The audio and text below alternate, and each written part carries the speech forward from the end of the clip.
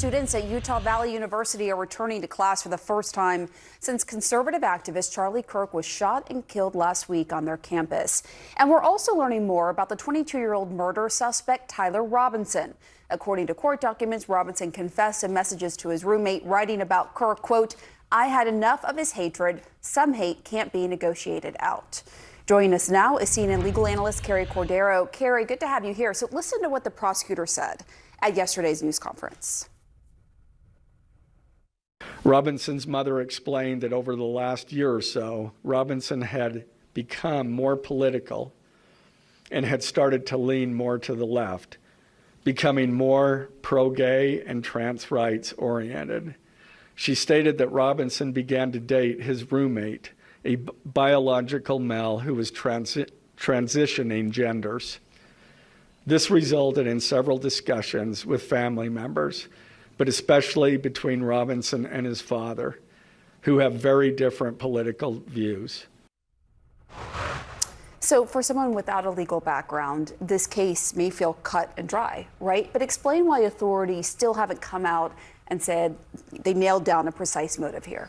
Well, I think it's important for us to distinguish between the legal case that the prosecutors actually have to bring, which in some ways is straightforward. This is a state and local prosecution, and the main charge is aggravated murder.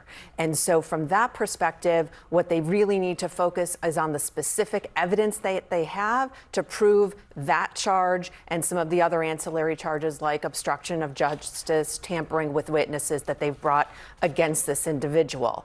Separate from that is the part of this event that is important from a national conversation and a public policy perspective, and that is the motivation for this individual because it appears to be a political assassination. And so that's why there's not an urgency from the perspective of the criminal case that these prosecutors have to protect the integrity of and bring and prosecute this individual versus answering the questions that are very important to the national dialogue with respect to this national tragedy. And when you look at that charge, aggravated murder, you mentioned that. Why is that so significant in the state of Utah?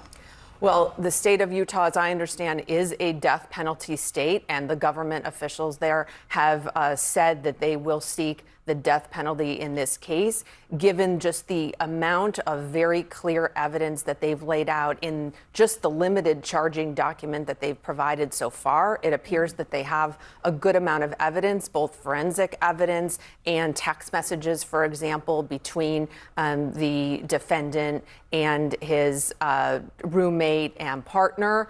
And they're very clear, I mean, when you see them laid out in the charging document. So the only issue really, if that evidence is as strong as it appears, is whether or not this individual ends up pleading and whether the death penalty then becomes part of the conversation in that potential plea. The suspect is also charged with 2 counts of tampering with a witness for directing his roommate and partner to delete those text messages and stay silent about the attack. Now, authorities say the roommate is cooperating. But does it surprise you at all that the roommate isn't at this point facing any sort of legal repercussions? All I have to go on is the text messages that the authorities have provided publicly so far. And based on just the plain text of those messages, it doesn't appear that the roommate was involved. But obviously there will be an investigation that is continuing. And so they will look into other aspects of the roommate's behavior and any other information they found out about the defendant's activities prior to the event to determine whether anybody else was involved. Correct me if I'm wrong, but we still don't know if the roommate alerted authorities to the text exchange and Robinson, or if authorities identified Robinson and then tracked down the roommate. But what would the legal obligation be, if any, for the roommate to tell authorities about these text messages? Well, so prosecutors can serve legal process to an individual to compel them to provide information. And I'm not sure we know at this point whether or not this individual was compelled to produce text messages or whether this individual voluntarily provided information. People can do both. They can provide information voluntarily, they can be compelled, or authorities can go and get legal process or serve warrants on the defendant's devices themselves. So there's a variety of mechanisms that law enforcement has available to it to obtain that type of evidence. So before we go, I want to ask you about what Deputy Attorney General told my colleague Caitlin Collins about the idea of potential investigations into those who protest the president. This is pretty extraordinary. Would the White House have a case for that? He talked about wanting to look into the groups that could be behind these protesters.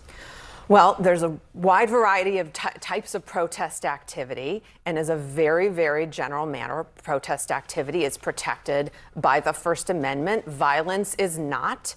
And so it really would depend on the specific facts, how the Justice Department is going to approach actual protest activity that is purely First Amendment protected versus if they have information to suggest in the course of their responsibilities, for example, under the Justice Department or the FBI, that protest activity has something that is going to turn violent or there's some threat involved in it. We are in an environment where political figures obviously are in a significant threat environment, and there are real public safety concerns for not just the president, but public figures, both elected and non-elected. So I think it's hard at this point, just based on those statements, to parse the nature of what the Justice Department might be thinking regarding its protective responsibilities to potentially prevent acts of violence against political figures versus just trying to crack down on protected protest activity. All right, Carrie Cordero, as always, thank you. Thanks.